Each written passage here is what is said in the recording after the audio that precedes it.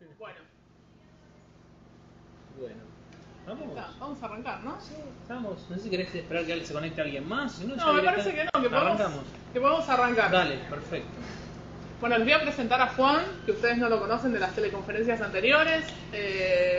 Creo que estamos repitiendo localidades, así que a mí ya me conocen, yo soy Alicia. Y en la clase de hoy la idea es que hablemos un poco de composición. Ahí está el paneo de Galvez de la gente que está ahí. Muy bien. Bueno, vamos a arrancar. Vamos a arrancar, bueno. Esperen que tenemos que switchear esto. ¿Tenés que hacer algo con el audio? No, tenemos que hacer algo con la presentación para que la vean más grande. Ah, buenísimo, buenísimo. Vamos a poner... Ahí está. Ahí está. Y ahí está. ¿Ven bien la presentación? ¿Sí? Pulgares Sí. arriba, acequias también, dorado también. Buenísimo, Perfecto. bárbaro. Bueno, como decía recién Elisa, mi nombre es Juan. La idea es que hoy empecemos a hablar algunas cuestiones fundamentales o elementales de la comunicación visual. ¿Me escuchan bien? Háganme una seña. Sí. Bárbaro, buenísimo. Bueno, Hola, no, ese es el teléfono. sigue, bien. La idea es que entendemos por composición cómo vamos a agrupar, cómo vamos a relacionar, cómo vamos a hacer la puesta en página o en pantalla. Ahora vamos a ver un poquito de los diferentes elementos que van a integrar nuestra imagen o nuestra composición justamente, ¿no? Nuestro cartel, etcétera. Fíjense, vamos leyendo las pequeñas definiciones y vamos aclarando un poquito. Habla ahí de la disposición equilibrada de los elementos visuales que conforman una imagen. Podemos usar texto, podemos usar imagen fotográfica, podemos usar, debemos usar o tenemos la posibilidad de utilizar colores que van a funcionar como recursos narrativos, porque ya sea un cartel, una pintura, una foto, etcétera, etcétera, nos van contando algo. Por supuesto que en el caso nuestro es algo que nosotros intencionadamente lo hacemos de esa forma para que nos cuente, para que nos venda, para que nos haga comprar un determinado producto o lo que fuera. Como les decía recién, en una pieza gráfica vamos a trabajar con imágenes, textos, colores, planos, retículas. Yo al final cambié esa cuestión de retícula por estructura. Me parece más acertado. O sea, una retícula a lo mejor es un cuadriculado, ¿se entiende algo así? Una estructura es algo un poquito más complejo. Digo complejo en su estructura en sí misma, no es que sea más difícil.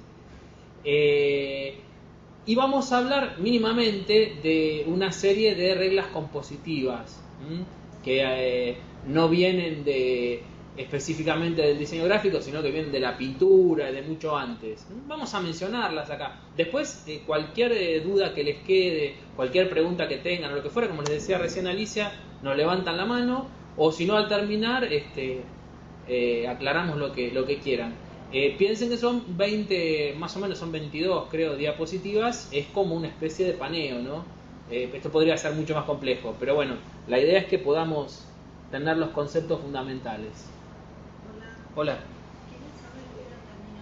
Terminamos a las 7. A las 7. ¿A las 7? Sí. Sí. Bien, entonces, el primer elemento es el plano. Justamente, es el espacio o el soporte donde nosotros vamos a hacer nuestra composición. Puede ser, ahora vamos a ver, una pared, una hoja, una pantalla, etcétera, etcétera. O sea, nosotros vamos a trabajar en función del espacio que tenemos para desarrollar nuestra imagen, nuestra composición. Los elementos, hay un libro de Kandinsky, un pintor, que se llama Punto y línea sobre el plano. Son los tres elementos fundamentales, básicos. El punto es la mínima expresión, la línea es una sucesión de puntos y bueno, el plano es justamente el papel, la hoja que tenemos, el lugar donde vamos a expresarnos. Eso lo vimos en la teleconferencia 2. Ah, bien. Lo vimos ya en la teleconferencia. ¿Se acuerdan de esas cosas de la teleconferencia 2? Sí. Las acequias y el dorado estuvieron, así que deberían Le vamos acordar. a hacer unas preguntas sobre Kandinsky. Sobre Kandinsky. No, Kandinsky no vimos en particular. Y cambia, digamos, si bien la percepción en las personas es la misma, las leyes de composición son las mismas, a veces cambia, inclusive de manera sustancial, de acuerdo al soporte. No es lo mismo componer una imagen que se va a ver en una pantalla en una web que un banner o que un afiche que voy a poner en la calle, porque el tiempo de lectura, comprensión, etcétera, es completamente diferente. Pero las leyes de composición y la herramienta que vamos a usar es la misma. Digo, la herramienta me refiero al software. Entonces pasamos a la siguiente. Espera que voy Sí. a reencuadrar un segundo la cámara, que me parece que está... Yo estoy saliendo sin pelo, Sí. no sé si es un problema de la imagen. No, estamos saliendo... Es un problema de la imagen, ahí está. Bueno, no tiene un término intermedio, listo. Está bien, no importa. Bueno, lo que vemos ahí es un mural en una pared de lo que era una fábrica. Hicieron una especie de pintura. Pensemos que yo eso lo voy a ver para apreciarlo, lo voy a ver a una determinada distancia. No me voy a poner a 1 metro porque no lo voy a poder ver. Inclusive la foto esa debe estar sacada a 3, 4 metros. O sea que ya el soporte, el tamaño y el lugar donde va a estar hecha la composición nos va a condicionar. Por lo general el soporte es algo que nosotros no elegimos, o sea, digo, tenemos que hacer algún trabajo para un cliente y eso tiene que ser en un tamaño de una hoja X o tiene que ser para la web, o sea, que partimos de un tamaño que no lo podemos elegir, o sea, ya viene establecido y nos tenemos que adaptar al soporte y a las condiciones de ese soporte. Exactamente. Nosotros, insisto, las leyes de percepción son las mismas, las leyes de escritura y demás son las mismas, pero cambia sustancialmente, como decía recién Alicia, el soporte. Tenemos que adaptarnos a qué queremos mostrar, a qué vamos a mostrar en el soporte que nos tocó hacer determinado trabajo. Por suerte las herramientas, o sea, ya sea el GIMP o el Photoshop o la herramienta que usamos, es la misma, la forma de trabajar es la misma. Cambiará la resolución de la imagen de acuerdo a cómo, si va a ser impresa o va a ser vista en pantalla, etcétera, pero después las leyes generales son las mismas. Eso es más o menos cuando uno aprende a manejar un auto, cambia de modelo y se maneja más o menos igual. Hay que adaptarse a lo mejor, pero las funcionalidades, los cambios, los pedales, etcétera, son los mismos. ¿Podemos ver algunas cosas internas, digamos, de la primera composición que planteaste acá? Sí, podemos mencionarlas. Digo, sí. por ejemplo, vamos a hablar así retomamos algunas cosas de las teleconferencias anteriores. Sí, o sea, por ejemplo, si se fijan el color, fíjense que todo lo que está de adelante está como todo monocromático en los tonos de los rojos. ¿Se acuerdan de las combinaciones que vimos en la primera teleconferencia? En cambio, el atrás, o sea, adelante están los colores como más cálidos y detrás están los colores fríos, y eso hace que haya bastante despegue entre el adelante y el de atrás, ¿no? El fondo figura funciona muy bien. Funciona bien. Y también, si se fijan, en la composición tenemos del lado, para mí es a la izquierda. Izquierdo para nosotros, sí. Capaz que para ustedes a la derecha. No, tiene que ser izquierda también. Del lado de izquierda hay como cosas en una escala mucho más grande. Eso está generando también lo que vimos en la segunda clase, el tema del espacio. Cosas dispuestas por delante mucho más grandes generan relación de tamaño y de espacio, ¿no? Claro. Ahora hagan que sí con la cabeza. ¿Vieron los dibujos de los egipcios? Que había una mujer, estaban todos como medio de perfil, pero medio de frente, y había algunos que eran mucho más grandes y otros mucho más chiquititos. Bueno, los egipcios no conocían la perspectiva o la forma de representación de la perspectiva como la conocemos nosotros. Entonces, la única manera que tenían de que nosotros nos creamos que había, o de representar eso que veían, gente más grande, gente más chiquita, era justamente por el tamaño. Después apareció, no me acuerdo ahora del pintor que generó eso, que inventó eso, perspectiva euclidiana creo que es, pero bueno, no importa. Acá, como nombraba recién Alicia, acá tenemos un poquito de cada cosa. Fíjense la construcción de atrás como parece que estuviera inclinada, y las personitas que están atrás, sobre todo ese señor que está arriba, está mucho más chiquito que los que están adelante. O sea, está reforzando la perspectiva desde el tamaño y desde las diagonales, desde la fuga, los puntos de fuga serían esos. Si ustedes se paran a ver un edificio desde abajo, parece que terminara en una punta, parece que no estuviera perfectamente derecho. Bueno, eso es cuestión de una deformación óptica de la perspectiva. Acá hay un poquito de cada cosa. Lo interesante es que después vamos a hablar de esto más adelante también, porque hay algunas diapos, pero está bueno que lo nombremos. Fíjense que el fondo figura se despega terriblemente porque inclusive el señor del casco ya casi se está yendo del plano y están mucho más intensos las tonalidades y marcados los detalles que después cuando voy más hacia atrás. Da Vinci hacía mucho eso, de lo que se veía atrás medio que lo difuminaba, y lo que estaba adelante. Si miran la Gioconda, siempre en todas las pinturas de Da Vinci hay como una torre, una cúpula chiquitita por ahí atrás, medio difuminada, como para generar una sensación de profundidad así muy muy extrema. Bueno, esto sería una composición pictórica, esto lo pintó alguien. Pasamos acá y esto también es una composición, pero eso es un sitio web que se llama 451.com, si alguien lo puede ver. ¿Qué pasó? Pasó que se fue las acequias. Los aburrimos. No, problemas técnicos. Ahí está, ahí viene, volvió las acequias, problema, ahí está. Perfecto, volvió. Bueno, bien, esto es un sitio web, fíjense que la composición es totalmente diferente. Hay imagen, hay texto, hay formas, hay esos iconos que se ven por ahí abajo. La composición es totalmente diferente. Son los mismos, si bien la imagen anterior no tenía texto, pero los elementos se relacionan de la misma manera. Siempre hay una grilla, hay una estructura. Acá probablemente la estructura o la grilla es más convencional, más de ángulos rectos, ¿no? Es una grilla más cuadriculada, digamos. Pensado de tal manera, fíjense que hay muchos espacios a los costados en blanco. Esto está pensado para que se pueda ver en cualquier dispositivo. No es un sitio de tecnología, es un estudio que hace desarrollos web para diferentes productos. Entonces trabajan de tal manera que pueda ser visto en una pantalla de una determinada resolución o de otra, en una tablet, en una PC, en un celular. Entonces la composición, ahí ya el soporte nuestro no es tan rígido como la pared. Empezó a cambiar la cosa. Fíjense que el encuadre es mucho más, va mucho más al límite. Se ve solamente un dedito de lo que sería una mano, 2 dedos, ¿no? Y se ve un pedacito de lo que sería una pantalla. El resto lo reconstruimos mentalmente nosotros. El encuadre es otro de los elementos de la composición visual. Acá no vamos a hablar mucho del encuadre porque ya nos estaríamos yendo a otro terreno, pero si ustedes miran una película, fíjense que muchas veces el encuadre es lo que me está determinando la intimidad de una escena o no. Cuando hay dos personajes que están dialogando, la cámara está en un encuadre muy cercano. Eso también tiene que ver con la composición visual, pero ya eso es cine y nos metemos en otra Igual tiene un poco que ver con eso, porque en realidad lo que hace el cine cuando encuadra nos dice, bueno, esto te lo quiero contar de tal manera, entonces elijo qué es lo que te quiero mostrar y lo que no quiero mostrarte. Lo imaginas vos. Lo imaginas vos o te lo dejo para mostrártelo después. Tiene que ver también con la intriga.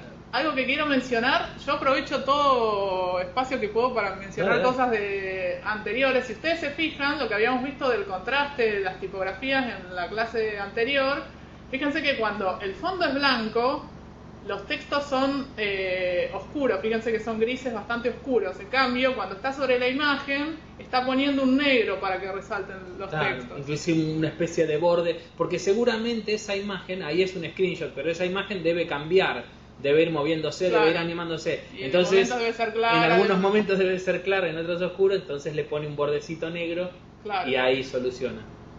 Seguramente debe pasar, debe hacer algún movimiento eso.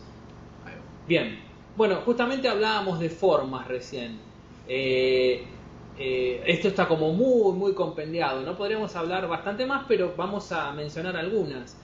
Formas geométricas, ¿no? Triángulos, cuadrados, círculos, rectángulos. Siempre que sean esas formas geométricas, nuestra percepción las recuerda. Un círculo, por ejemplo, es muy fácil de recordar. Por eso, en general, muchos logotipos o muchas señales de tránsito, lo que fuera, utilizan ese tipo de formas, ¿no? Rectángulos, hexágonos, círculos, triángulos. Son formas que uno las reconstruye mentalmente muy rápido y, por supuesto, las posiciona en la mente, las recuerda. A esas formas que nosotros vayamos a usar para componer, si vamos un segundito atrás, fíjense que la composición esa está sobre un rectángulo. La imagen esa es un rectángulo. La de abajo es otro rectángulo. Bien, volvemos acá. Entonces, en una imagen geométrica nosotros podemos definir contornos, definir contenidos. Vamos un segundo atrás de vuelta. Esos rectángulos tienen un contenido, no son plenos de color. Puede ser una imagen fotográfica, un color, una textura. Y justamente también podemos, como otra variable, definir el tamaño de la imagen. Si nosotros ponemos dos círculos muy cercanos, uno del doble de tamaño que otro, va a haber una relación entre esas dos formas de tensión y seguramente de peso. El círculo más grande va a pesar más en nuestra percepción que el círculo chiquitito. Empezar a jugar con ese tipo de cosas es justamente empezar a darle una intencionalidad a esto. Después vamos a verlo un par de diapositivas más adelante, pero algunas figuras son estáticas y en la percepción, ¿no? Y otras son dinámicas. Un círculo no me da el mismo estatismo que un cuadrado que está apoyado sobre una línea, ¿no? Ninguna de las dos se va a mover, y si se mueve estamos en problemas. Pero la idea es, por lo menos en una imagen fija, ¿no? Pero la idea es que uno lo percibe de una determinada manera. Asociamos el círculo a la rueda y el cuadrado a otra forma cuyos ángulos al ser rectos parecen que estuvieran ahí estáticos. ¿De Gestalt hablamos algo antes? No, ¿no? Las leyes de la Gestalt. No, el cuadrado y el triángulo, todo eso lo vimos. Ah, bien. Cuando vimos entidades básicas, pero Gestalt no vimos. No importa. Yo, para decir algunas cosas que no sean redundantes, a veces esa relación entre las formas o entre los elementos que están próximos empiezan a generar una especie de tensión en nuestra percepción, que justamente eso es lo que va generando ese sentido que nosotros le queremos dar a la composición. Ahí pusimos una serie de figuras medio azarosas.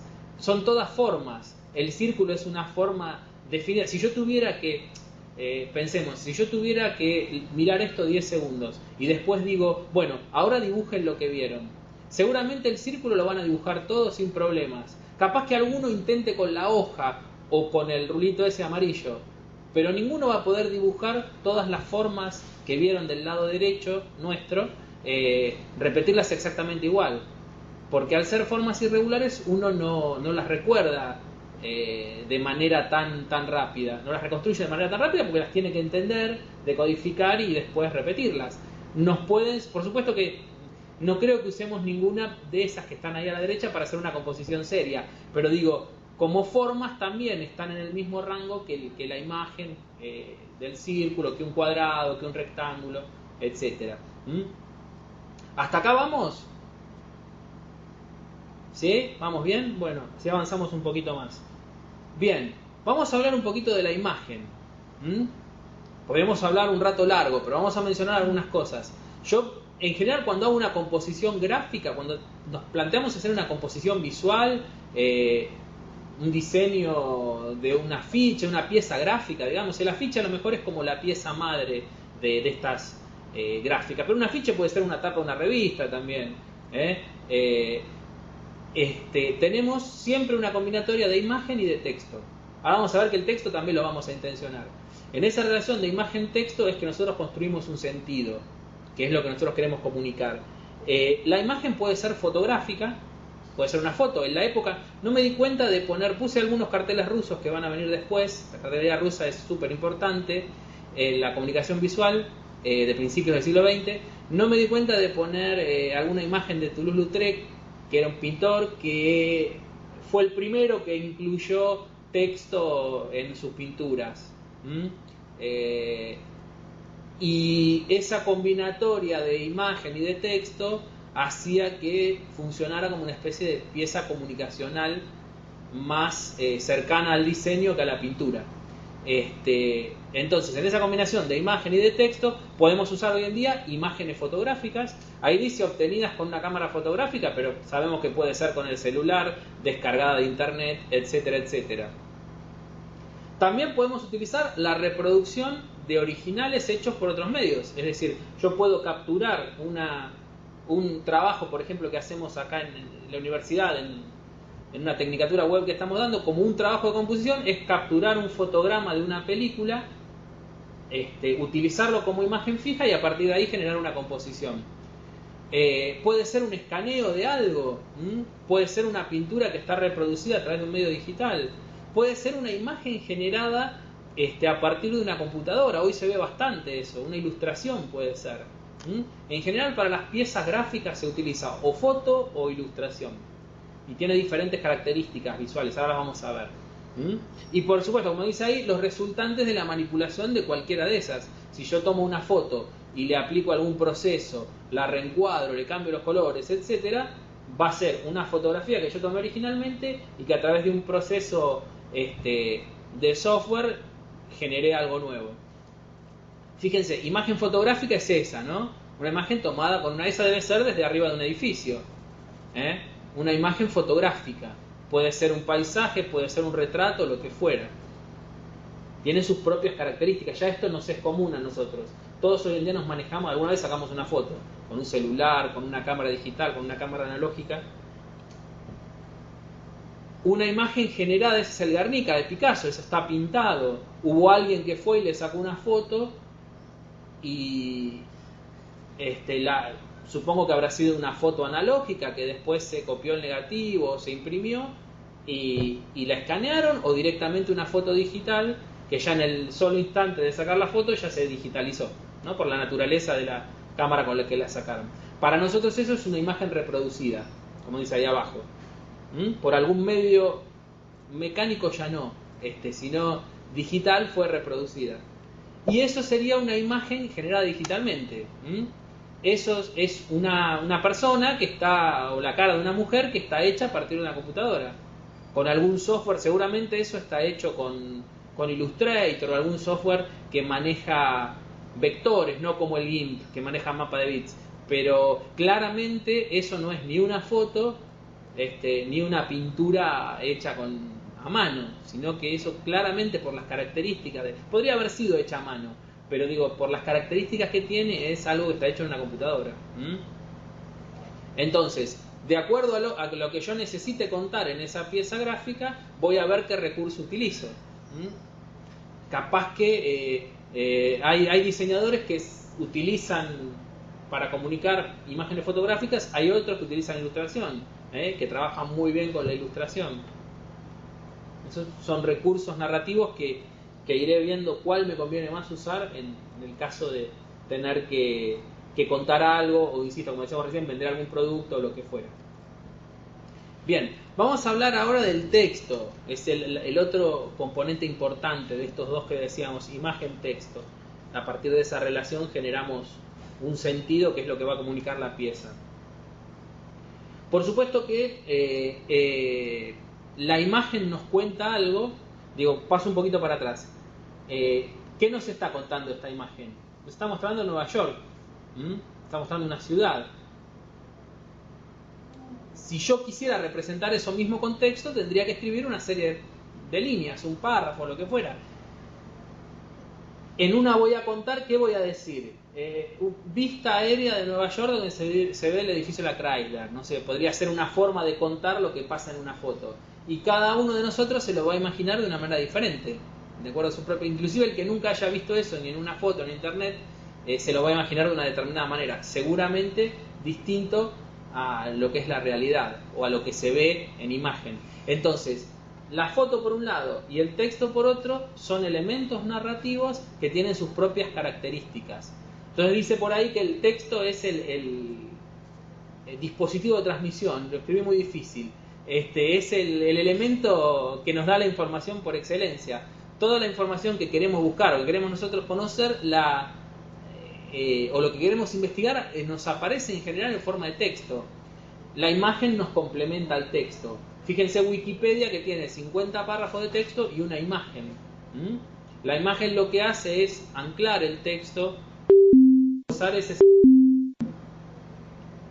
Se nos fue la imagen justamente. No, se fue El Dorado, que perdió conexión. Las acequias y Galvez están. ¿Qué hacemos? ¿Esperamos un cachito o seguimos? Sí, sigamos, y en todo caso, si se conecta El Dorado, Dale. capaz que retrocedemos un poco.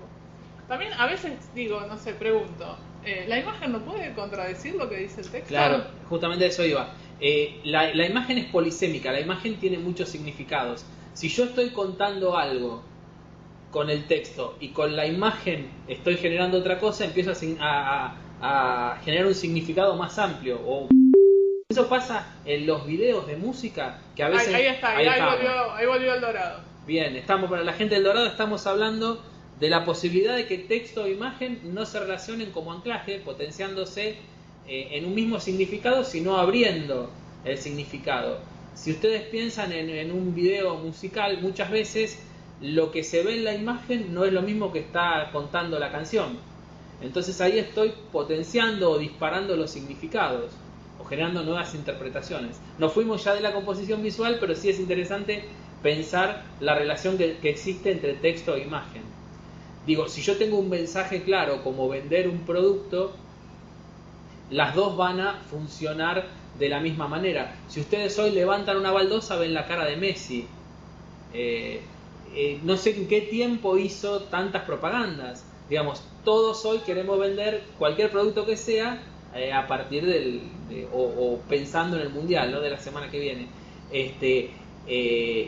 Y nos meteríamos en algo más complejo si quieren, pero podemos hablar un poquito. A veces una marca o un producto se basa en los valores que tiene una determinada persona para venderlos. Messi puede ser o debe ser o es el mejor jugador del mundo de fútbol, entonces cualquier producto que esté asociado a él seguramente debe ser algo importante, ¿no? Digo, para hacer una primera interpretación así muy rápida. Pero justamente como decía Alicia, la imagen puede ir hacia un lado o puede ir hacia otro. Digo, puede potenciar algo que estoy diciendo en el texto o puede resignificarlo o puede darle diferentes significados. Justamente ahí es donde elegimos nosotros qué queremos contar y cómo lo hacemos. El texto, en este caso, no como si fuera en un libro o en un trabajo de investigación o en un texto.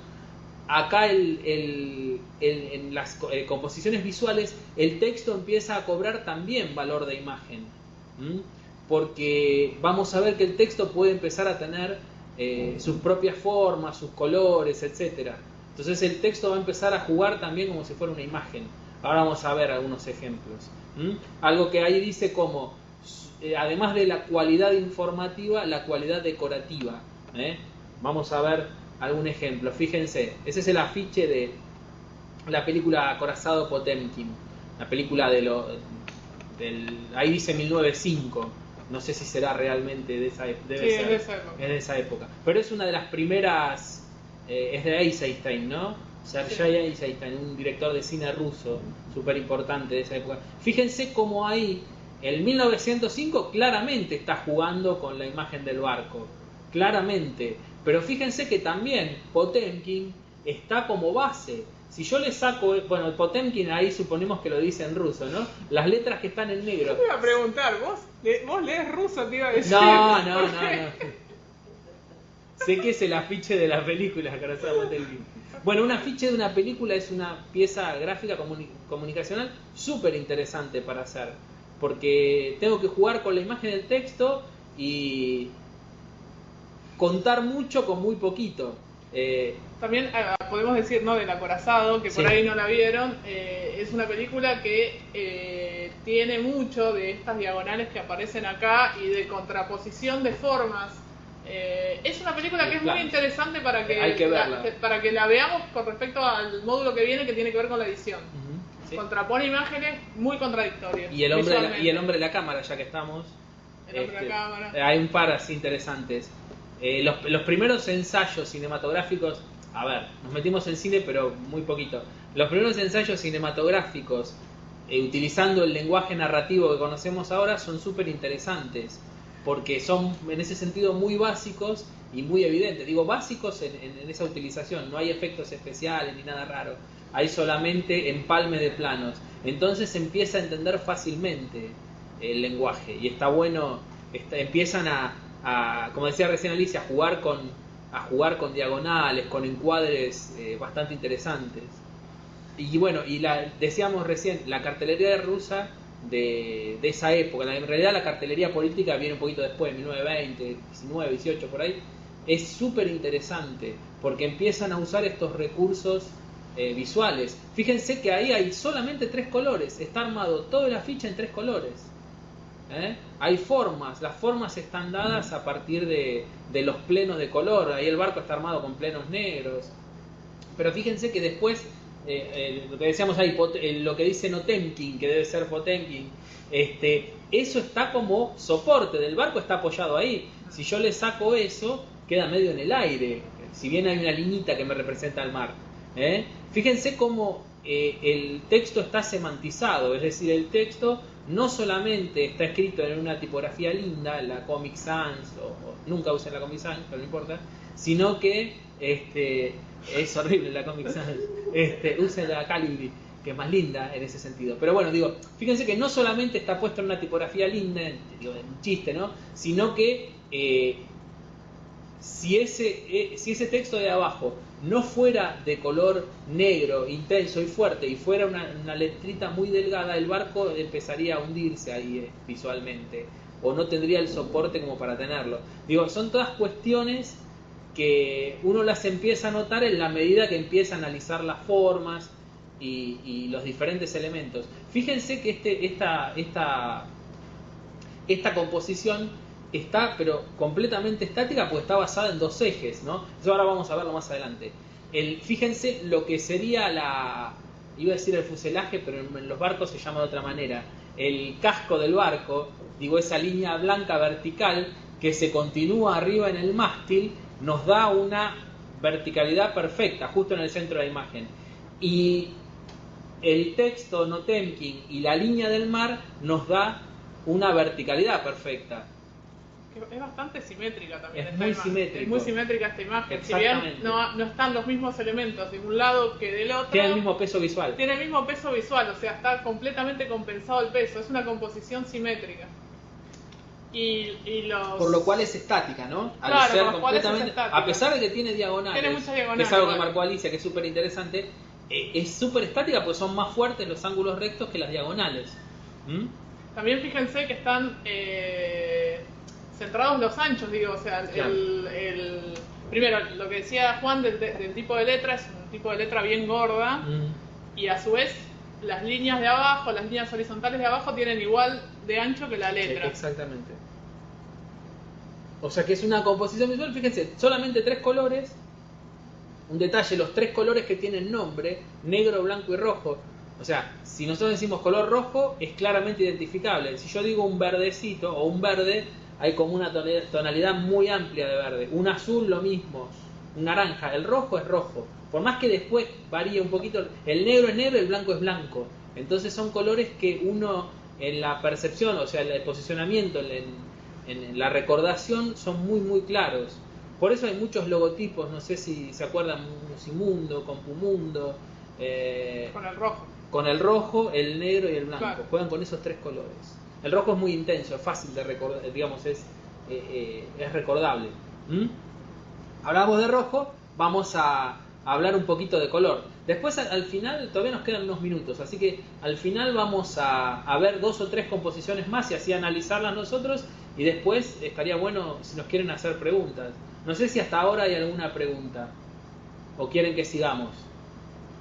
Si alguien quiere hacer una pregunta, levante la mano. No. El dorado tiene movimiento, pero me parece que no. No. Bueno, seguimos un poquito más y ahora al final hacemos unas preguntas. Bueno, el color es como muy... no difícil, pero a lo mejor es complejo definir en 2 líneas qué es el color, como está ahí. En realidad el color es la luz reflejada sobre determinados cuerpos. Los cuerpos absorben una determinada gama y reflejan otra. Esa luz que reflejan, que nosotros vemos, tiene una determinada longitud de onda y eso nos da el color que estamos percibiendo. Es decir, una manzana, imagínense, la luz incide de una determinada manera sobre la manzana absorbe una gama cromática y nos devuelve el rojo. Si fuera una manzana roja, si fuera una manzana verde, nos devuelve. Entonces lo que nosotros percibimos es el rebote, digamos, de la luz que incide en los colores. Entonces, como decía ahí, son diferentes longitudes de onda que nosotros las percibimos, las materializamos como colores.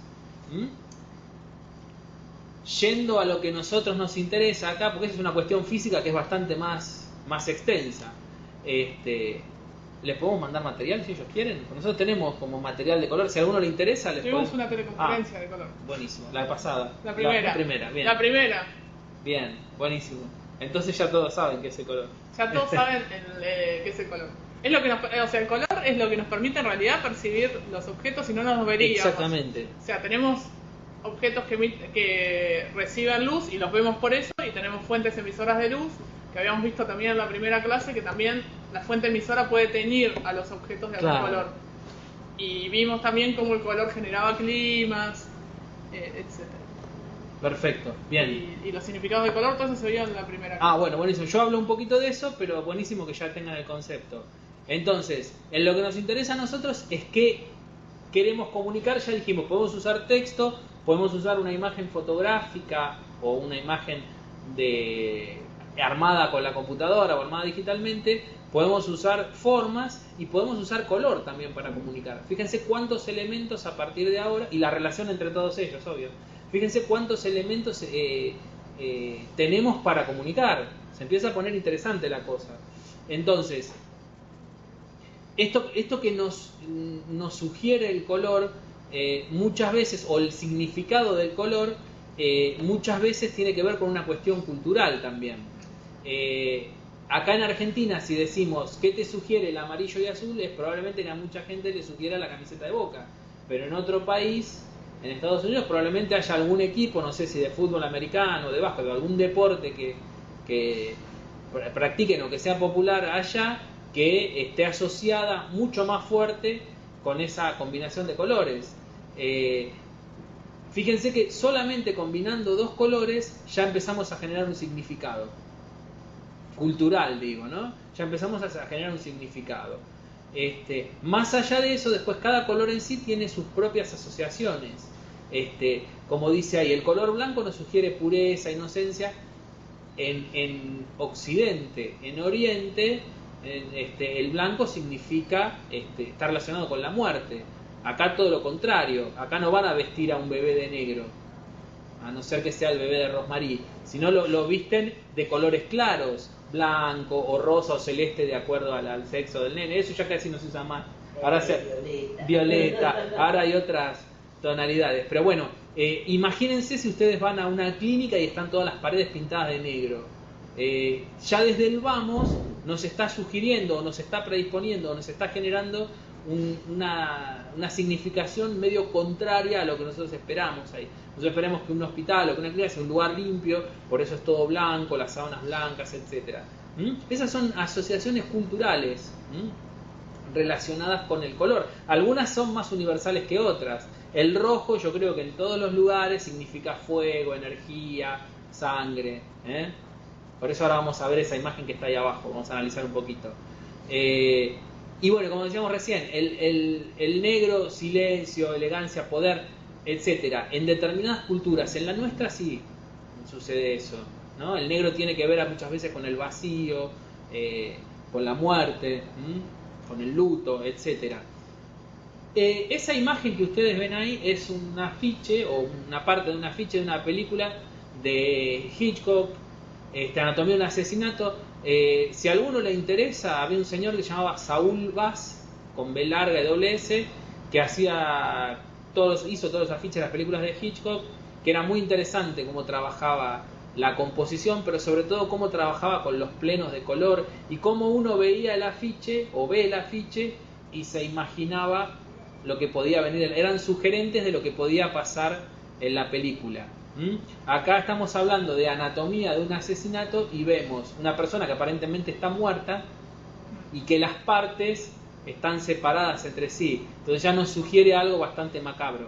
Fíjense que utiliza negro y rojo. La muerte y la sangre podrían ser.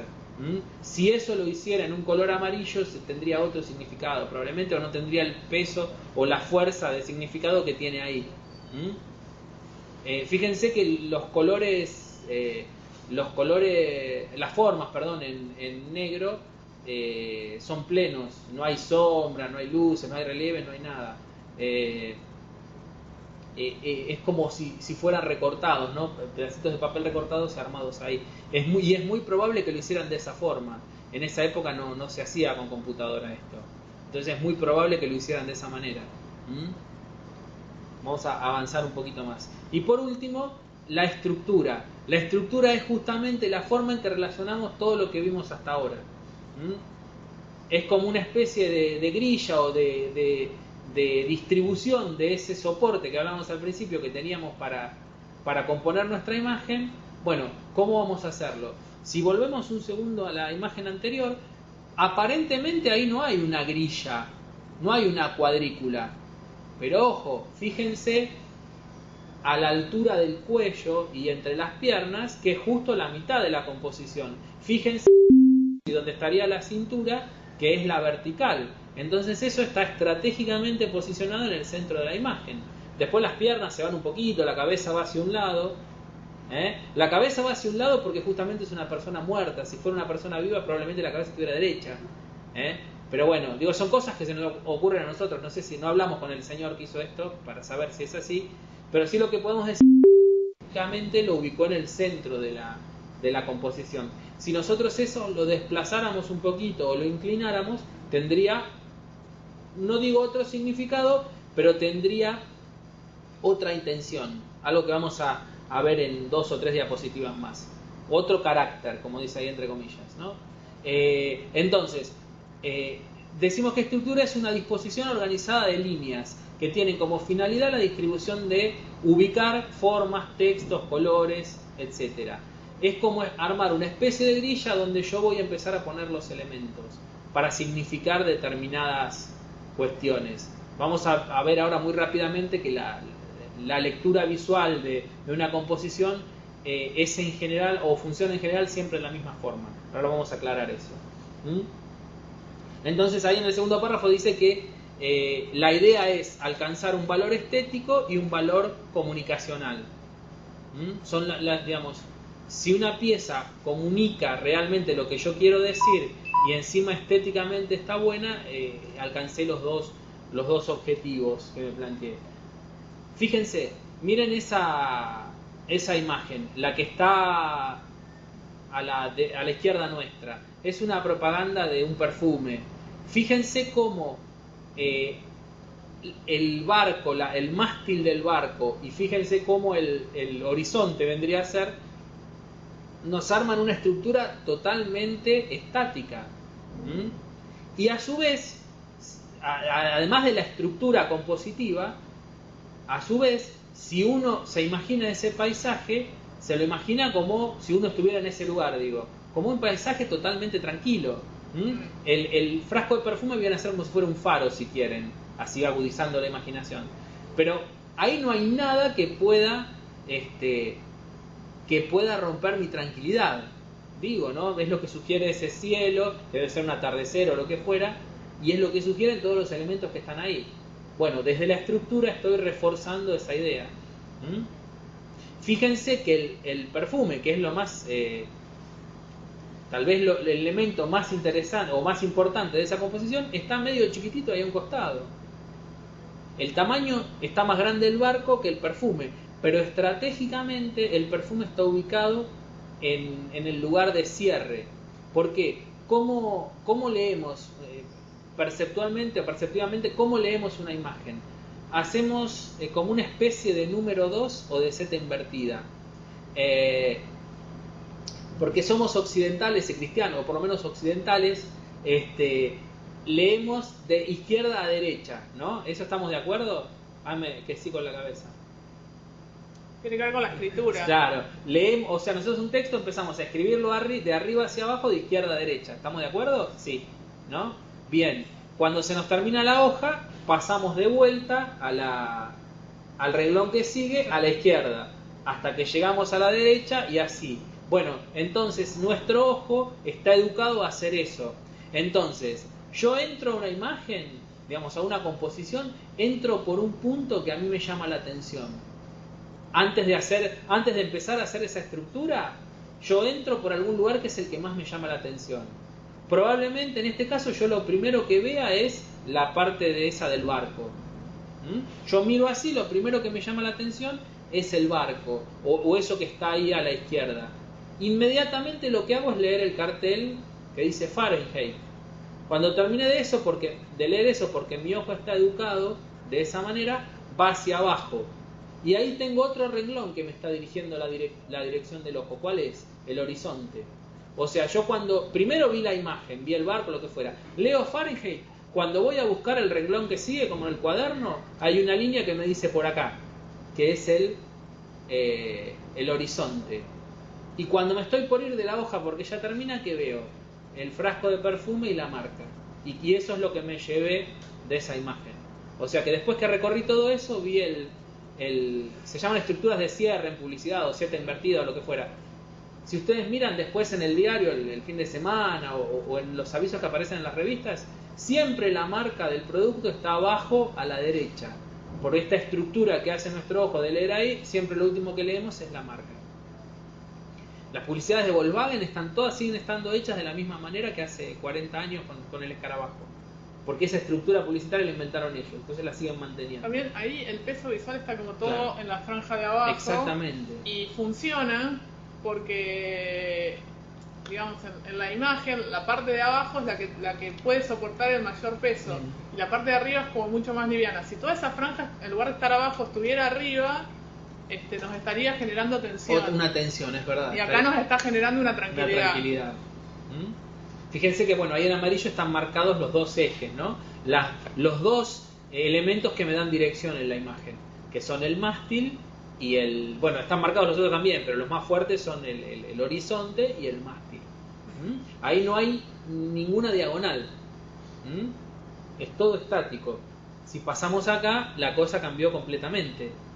Pero así todo, fíjense que es un señor tocando la guitarra, saltando, etcétera. Me cuesta decirle señor, te digo. Bueno, un joven.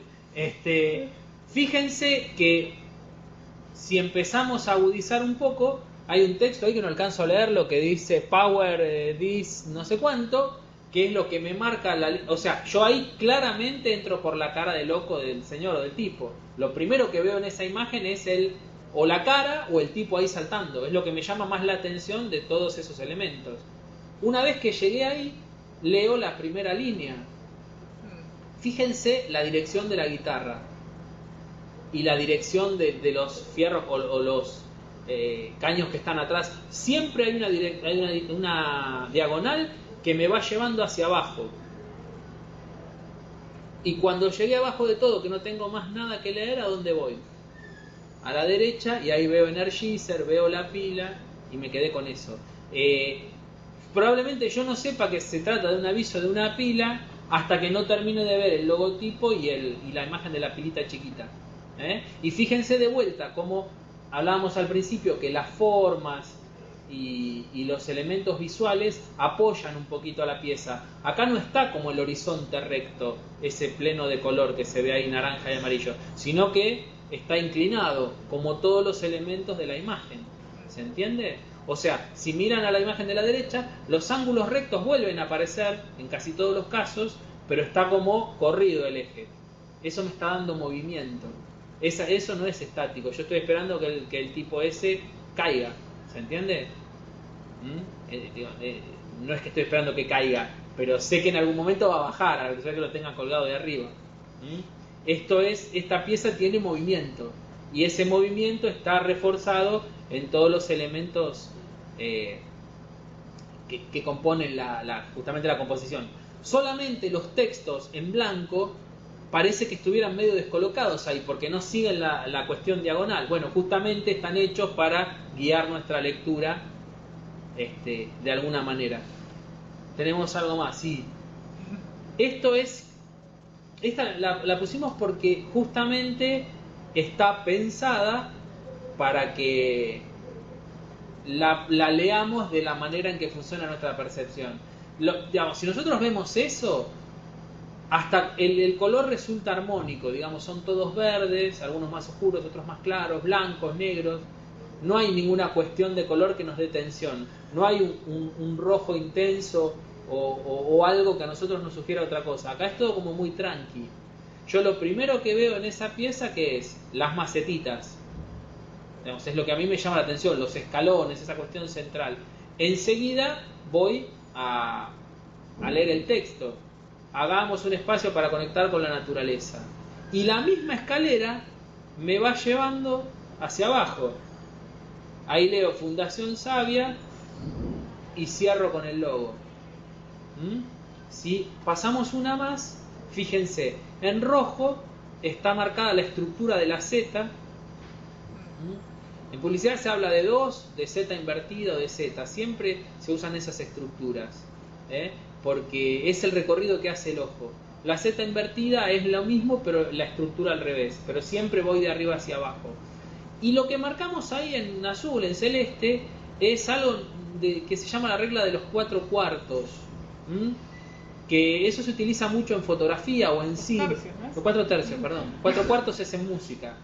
Yo pedía que me mirabas, pero digo, ¿a qué habré dicho? No, 4/3. 4/4 es en música. Bien, los 4/3 justamente es cuando divido la imagen. ¿No son 3 tercios? No, 4/3. Sí, porque son 4 puntos. Los 4 puntos. Vamos a cortar un minuto y discutimos y ahora volvemos. Claro. No, son 4/3. Yo divido en 3 la imagen en el sentido vertical, en 3 la imagen en el sentido horizontal y me da 4 puntos que son como fundamentales en una composición visual. Esto se usa mucho en fotografía y en cine. ¿Qué pasa? En esas intersecciones, en esos 4 puntos que me generó esa subdivisión, o sea, en ese rectángulo que quedó ahí en el medio, pero especialmente en los 4 de esos puntos, ahí va a pasar algo importante. Ahí va a ser donde caiga nuestro ojo de entrada para después hacer el recorrido visual que decíamos recién. Por lo general, la línea de horizonte está en alguna de esas líneas, o sea, no va en el medio, no es que te divide la imagen por la mitad, sino que queda o en la línea de arriba o en la línea de abajo. Si se fijan, creo que en la de Dior está en la línea de abajo, y a su vez la de Dior tiene también los 3/3 dividido, casi más o menos. Y el frasquito seguramente cae en alguno de esos. El frasquito está en alguno de esos. Sí. Es súper interesante lo que decía recién Alicia, porque si yo pongo el horizonte, imagínense en una película, si nosotros ponemos el horizonte en el medio de la imagen, es algo que no está como demasiado definido, no hay una intención ahí. Ahora, si yo bajo la línea del horizonte, lo que voy a mostrar es más cielo. ¿Se entiende? Ahí es como, ¿vieron cuando en una pulseada que están los dos tipos así y no sabemos quién va a ganar? Bueno, si yo pongo algo en el medio, o un retrato, ¿vieron? Que siempre que hacemos los primeros retratos, la cabeza del tipo va en el medio y queda arriba un espacio en blanco que no sabemos para qué es. Bueno, esa cuestión del medio me genera una tensión que no va ni para un lado ni para otro. Entonces, cuando yo intencionalmente defino esa tensión, es decir, ganó la pulseada este o ganó la pulseada del otro, en este caso o pongo el cielo arriba o pongo más tierra que cielo, ya estoy definiendo sería como una toma de decisión de qué quiero contar. Sí, también en cuanto a los retratos, por lo general ubicarlos hacia algún lado o hacia el otro empieza a construir el resto de la imagen, ¿no? Y construye el espacio. Claro. Por lo general, bueno, ahora nos vamos a meter un poco más con la edición en el próximo módulo, así que ya lo vamos introduciendo. Vamos a meterle velocidad por el tiempo. Por lo general tenemos, si hay 2 personas en escena, una está más ubicada a la derecha y la otra más a la izquierda, y de esa manera nosotros componemos el espacio. Ahora pasa mucho más, vieron que ahora las películas son como más largas que antes. La proporción de la imagen es de 16/9, o antes era 4/3. Si ustedes miran las películas viejas que pasan los sábados a la tarde, eran casi cuadradas. Hoy en día van al cine y la imagen es muy larga. O sea, es 16/9 o inclusive todavía más desproporcionado. Entonces, ¿qué pasa? Estas cuestiones son fundamentales. Como decía recién Alicia, ya un personaje aparece mucho y el otro un poquito, entonces yo ya estoy viendo, además de escuchar el diálogo y demás, ya estoy viendo cuál es la intención. El personaje que aparece mucho más en imagen que el otro probablemente tenga mayor significado para el resto de la película, o por lo menos para la escena.